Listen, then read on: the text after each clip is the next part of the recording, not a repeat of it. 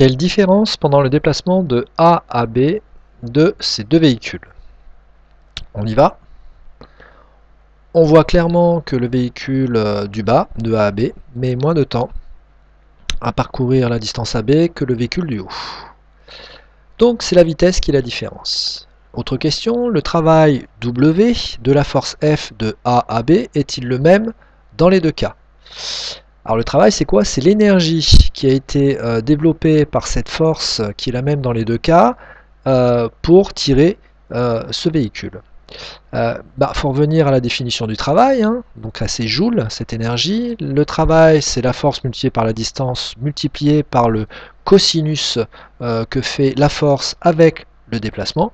Là-dedans n'intervient pas du tout la notion de temps, donc en fait l'énergie à dépenser pour aller de A à B est la même dans les deux cas.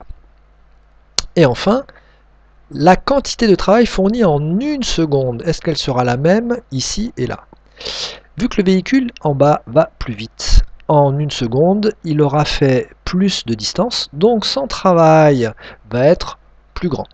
À partir de là, intervient la notion de puissance mécanique, c'est-à-dire le travail, c'est-à-dire l'énergie qui a été dépensée en une seconde. Et effectivement, la puissance du véhicule ici est plus grande que là. Alors, on va définir ce qui s'appelle la puissance mécanique moyenne de A à B.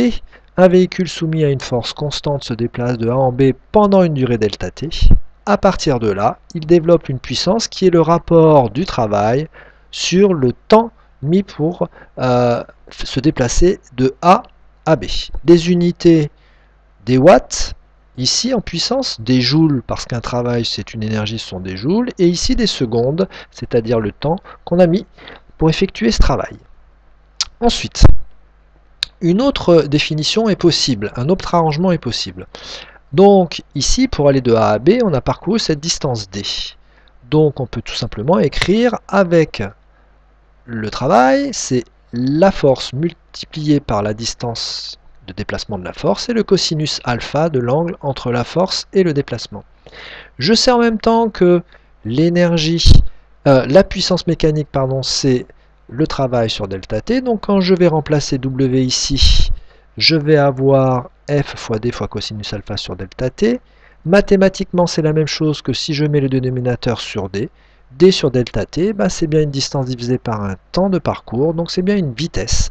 On va donc avoir ici la puissance mécanique qui est le produit de la force fois la vitesse fois le cosinus alpha.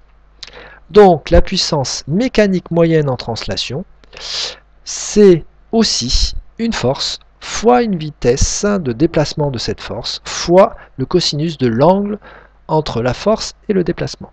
Les unités du système international, mètres par seconde, watts, newton et degrés ou radians, ça dépend comment notre calculatrice est dans quel mode. Enfin, un cas particulier, ici nous avons la force qui est strictement dans la même direction que la vitesse ou le déplacement de A à B. Il n'y a pas d'angle alpha, alpha est égal à 0. Qu'est-ce qui va se passer pour aller de A en B? La puissance mécanique, c'est la force fois la vitesse fois le cosinus de alpha. Alpha vaut 0 dans ce cas-là, on sait que le cosinus vaut 1. Et dans ce cas-là, on va arriver à la simplification suivante. La puissance mécanique du véhicule, c'est le produit de la force qui travaille fois la vitesse à laquelle se déplace cette force. Voilà.